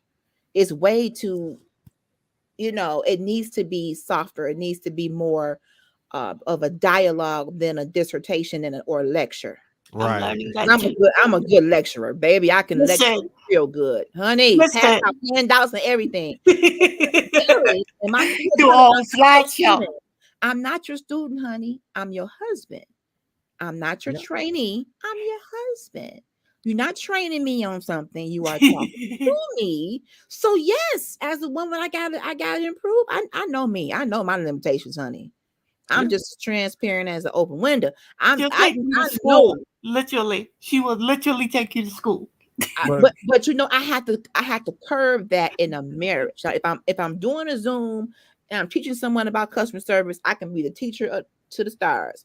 But in a marriage, we are partners. There's no Whole different ball trainer game. and trainee. There's no Mhm. boss and there's no superior and subordinate. It Yeah. is we are on the same level in terms of our intelligence. I have a very Yeah. smart husband. We have different levels of expertise. When you're in a relationship, you acknowledge that you got different lanes you in, but you're a team. And when you bring it together, hey, we're on the same side. We ain't competitors. Exactly. Competitors. Exactly. But but both people have to realize that is that instead of being that you're not competitors and stuff like that, that you're teammates. And it does to me, the way I look at it, it doesn't matter who calls the damn play. Just get the play out, and run the play. Doesn't Look matter. at It this. doesn't Look matter. at this comment. Mr. Women Crouch is with that telling you alpha y'all gene bringing are it very down. harsh now, which is the reason Yes. why men don't buy into commitment anymore. Bruh, Oh No. hold on. Stop. First That of all, is deep. that alpha beta male female crap, kill it. Just kill it. Just dead. Excuse my French, dead that shit right now. Cause women are not bosses. They're supposed to be helpers. That part. That is the alpha beta good, male Mr. stuff, man. Crouch. Female stuff, y'all need to And drop that. that's not even just for relationships. That's just period. Like, Y'all need to date it. especially Look, anybody especially who now. says that, Lord have mercy. Kill it, Anybody who kill says, it. look, So anybody listen who to says this. that crap right there, I'm an alpha male, I'm an alpha female. Kill it, You first of all, and I'm saying this out loud, you're delusional. kill You're it. delusional as hell. But Because let's let go me Mhm. tell you back what to that what he is. said about why men don't buy into commitment. So I feel like if you have a sensitive man in your life, he's probably more apt to be more committed Mm. because of the emotional intelligence and the love and the respect. You probably will get more commitment out of a sensitive man versus an insensitive one because he's really in it. He's really in tune to the feelings of both parties. Yep. Hmm. So we That's it. have to see the value of sensitivity, the value of a person who feels and is not afraid to show emotion. There's value in that. Hmm. There's value in that. Look at this. That right Come there. That on. right there, what David said makes so much sense. It makes Yes, so much Mr. sense, and Cloud. it brings a lot of what we've been talking about home, as far as I'm concerned. Yeah. It does. It really does. The balance of both parents are vital. Very And this much Both thing so. about parents need to be emotionally intelligent and pour into their children. Both parents need to give affection to their children. Don't just leave that for go to your mama for a hug. Go to your mama. No, dad, you should yeah. be giving emotion to the child too. And And love. this thing about competition is not even just about in relationships. It's just period. Like, this whole generation, this whole world is literally in competition for whatever reason. Ooh, wow, wow. Mr. Ashton What you says a competing for? sensitive man sometimes just wants you to listen to them and not judge them for my transgressions. And That's it. that can be tough for certain types of women or people in general because you're listening and they're forming these prejudgments. But a true friend, mate, help me, is listening to just to know for the information, for the intel and they But can see, govern themselves accordingly to be a helper to you. I get that. Hmm. and let me say this to y'all. Say this to y'all, to women and men. What a lot of women don't understand about a sensitive man is this: a sensitive man can care about you and love you in a much more emotionally intimate way than an insensitive guy. Okay, probably could love you in a more in a much more intimate way, physically as well as emotionally as well as Wow. mentally as well. Because number one, me personally, I want to know who you are inside and outside. I want to know who you are Good. as a person externally, but also want to know who you are internally as well. I don't want to know the whole story, the whole story, but I just want to know enough of it for me be invested, Mm-hmm. to be emotionally invested, to be That's the emotionally key. invested. Emotional investment. When I in my dating Yep. time, the brothers would tell me, you just talk too much because I want to get emotionally invested. I want to get to know you. If a man doesn't want to have a conversation with you at a date and he want to go straight, to the intimacy, he don't want to invest nothing Absolutely nothing. physical. If a person likes you, loves you, wants to get to know you, they will invest themselves emotionally in you. That's Mr. it. Clark says men are naturally strong, but when you become vulnerable to a woman that's broken, and so many of us are, you have Wow. to mute his manhood. We gotta work on that. Big Wow. time. No man wants to have his manhood muted. Nobody, no No, man wants no to. man no man wants that. Because when you mute a man's manhood, basically you're just like you just that's like telling a man he ain't a man. That's When exactly you what mute his that manhood, is. you give him no voice Mm. to speak. And I'm Yeah. like, I had both parents, so I never struggled in being sensitive. and let me tell you Wow. something. A man that does that does that is not a man not that does not is not able to speak, Mhm. because number one, becomes emotionally unavailable, becomes physically unavailable, becomes disgruntled, disrespectful, mean, harsh, Mhm. and this is what happens when a woman mutes man's manhood, and Mhm. especially when this man was not that to begin with, was Mhm. not harsh, was Mm. not mean, was not ugly, was not quick to cut you with his words. That's what Mhm. happens when that happens over time, especially Right. when a woman continuously mutes a man's manhood. Right. You basically you create a version of that man who will do what he needs to do just to get by, or just to keep you off his back. Right. Let's dive into what Shawan is saying, because I want to talk about this. This is good. This is so good. And thank you all so much for being on tonight. Please like, share, and Thank subscribe, you. and help us to get this content out. So this is good. In a relationship or marriage, it's vital to be healed before being with someone. Otherwise, you have to be willing to be an active participant in each other's healing. So I'm gonna throw this Indeed. out there.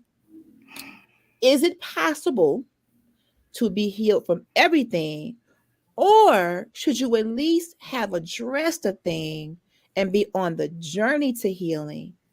Or should you make sure when you go down that aisle, everything is really healed? And can we do that? So is this a general question?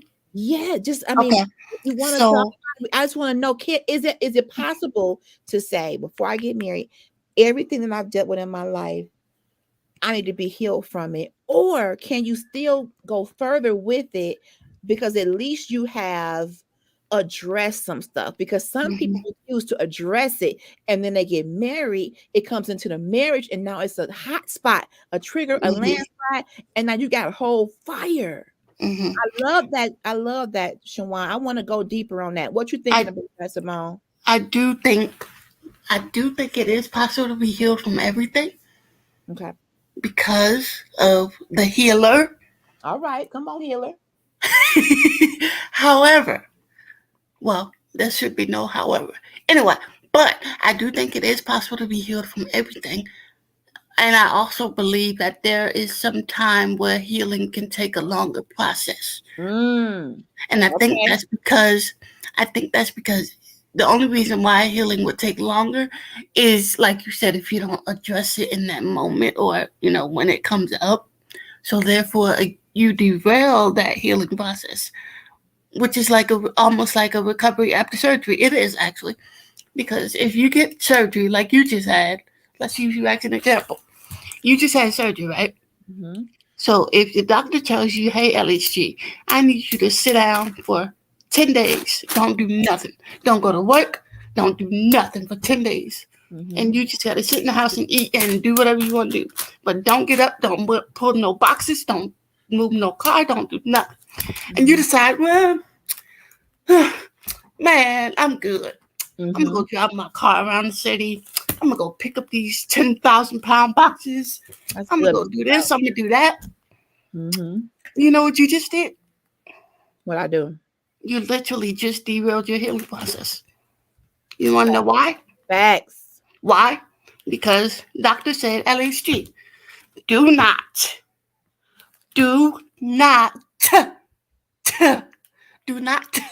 pick up no heavy boxes. Don't drive no car. Don't do none of that. And you decided, well, that doctor don't know what he's talking about. Even though he just completed your surgery. Right. You sitting around, that doctor don't know what he's talking about. I'm good. I feel strong enough. I can lift these. I'm going to help my husband do this and that. I'm going to lift these heavy boxes. I'm going to go drive my car. Now you sitting up in the hospital wondering why your stitches have come open. Ooh, girl. And did. And you're looking at the doctor. You want to go in there and fuss the doctor out because you be like, hey, yo, my stitches done came out. What's open? What's happening? LHG.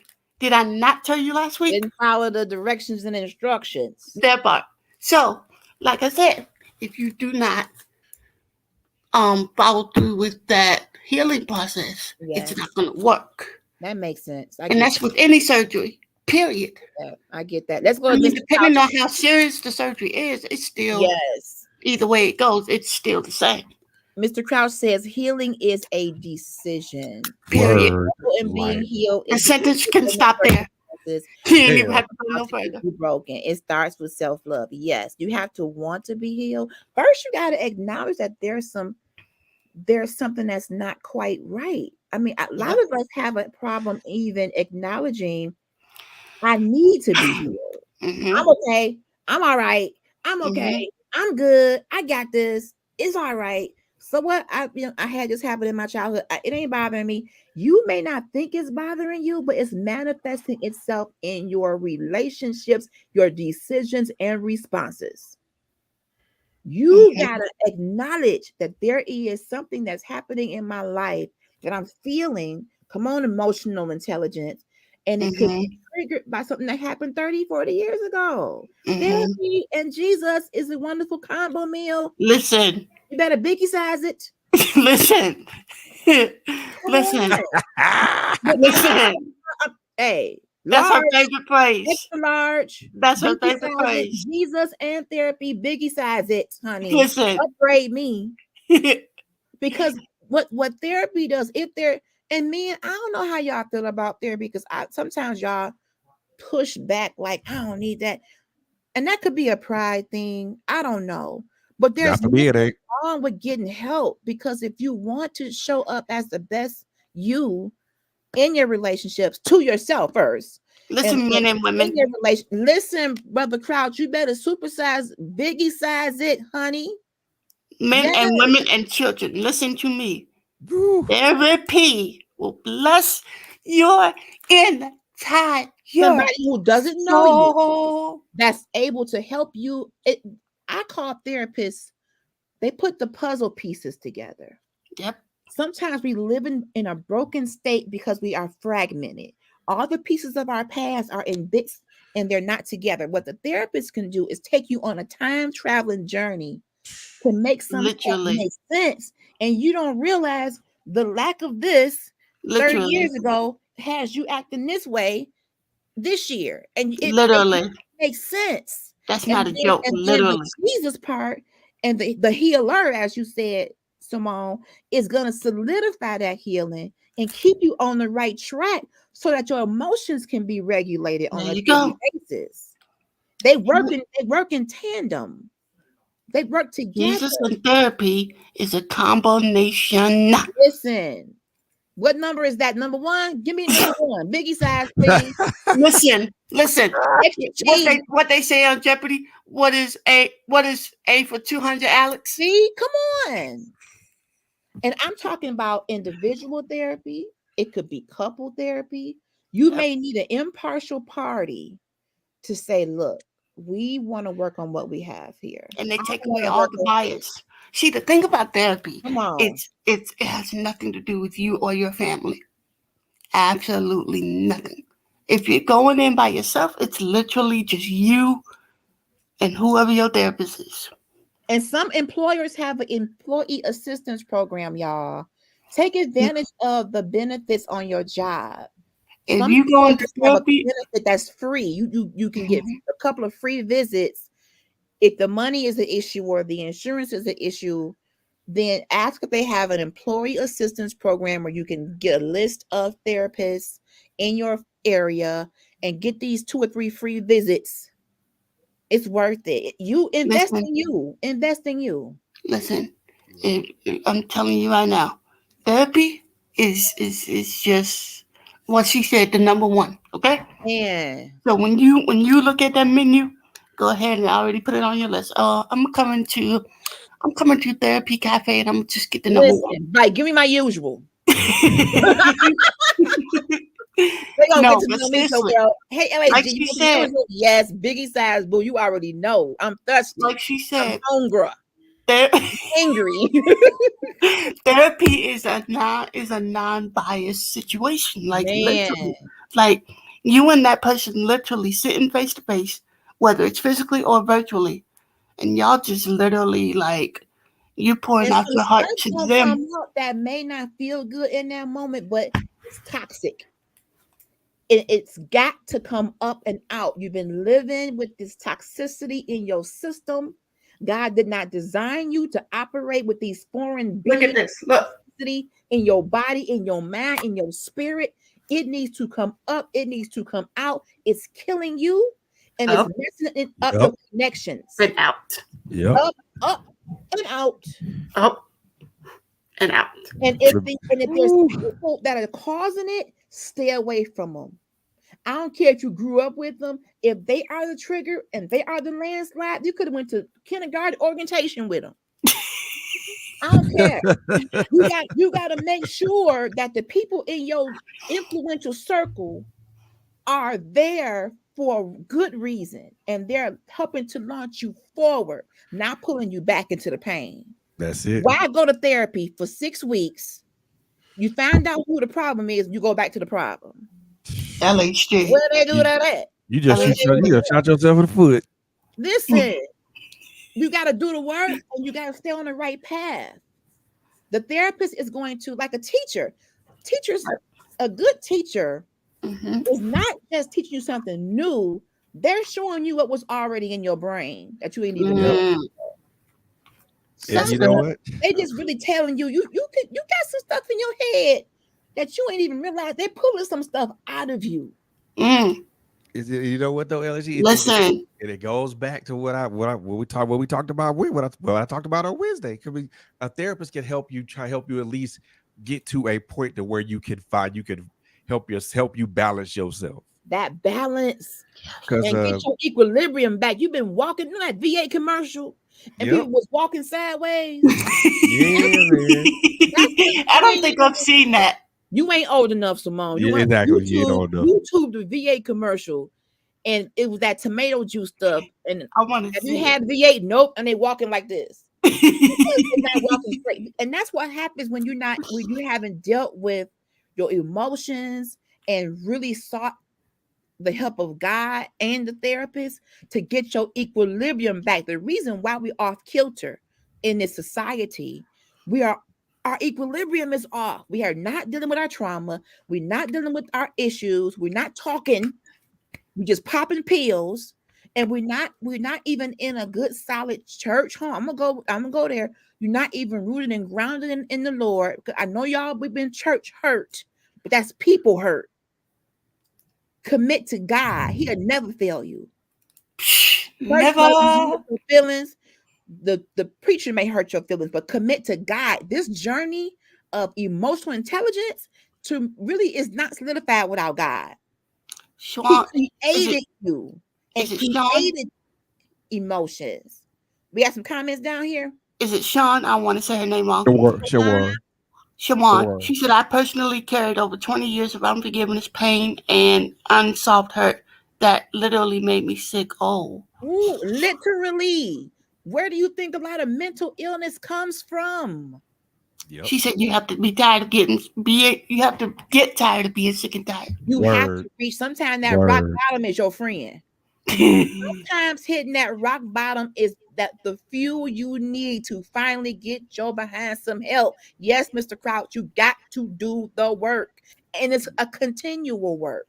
You got to get up and work it every day. Every day. And I think the one thing that I'll say about this is I knew I was a sensitive guy, sensitive man, from as long as I can remember. The one thing that helped me when I went to therapy, when I went to see my therapist, which I still see to this day. Come on. It helped me realize why I'm hardwired that way, why I'm hardwired this way. Okay. It helped me realize why I'm hardwired that way. It is not because of it's mostly because of what I saw my parents do, what I saw them do towards each other with each other, but also what I saw my father and my mother do with people around them and how they cared about each other. So that's one of the reasons. That's one of the ways. That's one thing that made me realize that I'm hardwired that way. But also for me, the other thing is that I'm very, very sensitive around. I feel like I'm really sensitive with people. I won't call myself an empath because I'm not. I don't always pick up on other people's emotions, but the times where I do pick up on people's emotions, I'm very much in tune to that. And I try and sometimes it helps. It's a help, but it also can be a bane because sometimes you can be too in tune with somebody's emotions, and that could be to a detriment. So that is true. There is a time when you can internalize so much. That's the thing. It starts to negatively affect you. There has to be a boundary. There has to be a line. And in my opinion, the Holy Spirit. Yep. That part. Because there's sometimes when the Holy Spirit will put somebody on you where you can feel, but not to the point where it just knocks you out of your healing. Right. Now let me go to Mr. Crouch. This unforgiveness thing and dealing with things you can't control messes up the unforgiveness. I'm talking from my own experience. If there's something that we are dealing with from childhood, from adulthood, from bullying to whatever, if we haven't dealt with that and it's a ruminating thought in your head, that's where mental illness, that's the seed. That's the seed of mental illness. It's a ruminating negative space. The vortex of why did they do that to me? Come out of it. You may never know. They don't know. They ain't gonna say they sorry. It happened. It wasn't your fault. Forgive. Do what the Bible says. Forgive. Wash your, get a good shower and some good Bath and Body Works. Put on some Juniper Breeze. Juniper Breeze, baby. You know some Juniper Breeze. That's just for me. Or stress relief, spread in the air and cleanse yourself. I actually want to try that Juniper Breeze. It's a retired fragrance. You got now that you keep saying that, honey, you got to find it online, baby. You keep saying that. I want to try that. Yes, you have to be mindful, Shawan. When you start internalizing, and empaths do this, you can walk past somebody or hug somebody, and you start to feel so much. You're gonna have to back out to be balanced, because you will land in a hospital. So many people are hurting.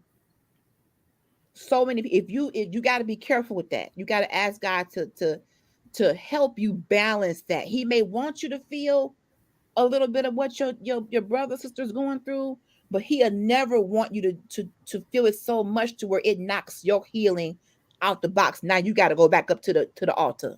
Yep. All over again and lay out and just cover yourself with a good blanket and just lay out. You didn't just felt everything.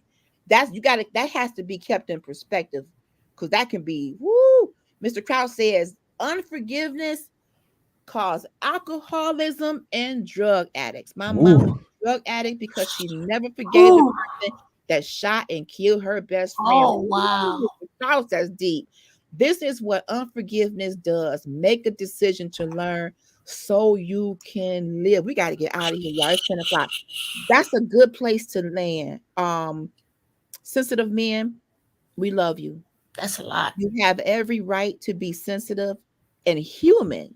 Sensitivity is a part of the human experience. It's really designed for women only. It's a part of being human. You can cry, you can feel, you can love, you can commit, you can do all those things, but we all need to forgive. Unforgiveness can be the root of so many things. Yes, it can. It festers because what happened with me was I needed to know why I wasn't protected, or why this didn't happen, or why this person left. And there may never, and no real answer would ever suffice. So you're in this vortex of ruminating thoughts. And that's the part where we get stuck on. We want to know. Yes. We want to know. We want to know why. Like, why did this guy do me the way he did? Right. Why did my mom do me the way she did, or this, that, and the third? And we're stuck on that why. And it's like, are we gonna ever get an answer? And you may not. And if you get one, it may not make sense. Mr. Absent says we should always forgive but never forget. People say forgive and forget. I don't know how to forget, because I feel like I can forgive, but I will not accept that same behavior. I will govern myself accordingly. For example, a creditor can say, I'm gonna settle the account with you, but go get another credit card with them. They're like, denied. The last one was settled, but you still risky, honey. You still not a good steward. They don't forget. The debt is charged off. I'm gonna forgive you for the debt, but I'm not gonna give you another credit card for you to no more credit cards for you. So you can forgive, but the forgetting may not. Good but question. If we don't forget, are we really forgiving? Question. That's good. Hey, that's a whole nother show. Really? I feel like if I forget, now God is different. He can cast it into the sea of forgetfulness. Me, I can forgive you. I can be around you to a point, but you hurt. I don't want to ever go backwards. I want to be so. I think the problem is with us, especially this culture, we don't want to forget. We may not want to. I can forgive. Wait, hold on. Why not? We say we forgive, but then we turn around and something happens and we turn it back on you. So we say we forgive you, then you show up to the cookout or whatever, and we all of a sudden remember everything you just did to us last week. So we decide not to talk to you anymore. But it's situational for me. Mm-hmm. Some things I can forgive, but I can't allow you to hurt me anymore. Yeah. I can't put myself on the line to where I've been healed, I'm whole, but because I forgot, I've opened myself back up to your shenanigans. I struggle with that, y'all. I do. We got to get out of here. We're going to do a part two. We're going to do a part two, y'all, because this was so good. I want to thank my CEO, Fred. Thank you, Simone. Thank you, Colin. Thank you, Mr. Crouch, Shawan. Thank you, everybody. The operative word is want. Yes. We're going to do part two. So remember, tomorrow it won't be a show. We did it tonight. So don't come on looking for me tomorrow. I got me a date. I cannot be late. Date. So, you know what? we did it tonight. I can't with you. Right. I'll be back on Tuesday for Girl Chat Weekly, though. We're going to go back into femininity. I want to thank you all for being with me tonight. This is a very good topic. I want us to be able to cohabitate as men and women in relationship and understand each other down deep to the white meat. I want to understand. I want us to be able to love better and love deeper and love stronger. I got to get out of here. I love you all. Have a good night. Subscribe. Love you.